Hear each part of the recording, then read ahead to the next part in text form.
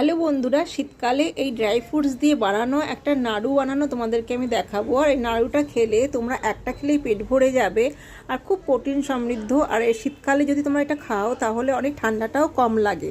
এটার জন্য আমি নিয়েছি নানা রকমের ড্রাই ফ্রুটস, আর তার সঙ্গে তিলটাকে হালকা করে ভেজে সেই তিলটাকে জাস্ট ডাস্ট করে নিয়েছি মিক্সিতে। তারপরে ড্রাই ফ্রুটসের মধ্যে তুমি সব রকম ড্রাই ফ্রুটস মেলাতে পারো।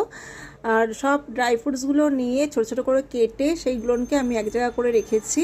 আর গুড়টাকে হালকা করে একটু জল দিয়ে ভালো করে কড়াইতে একটু গরম করে নিলাম।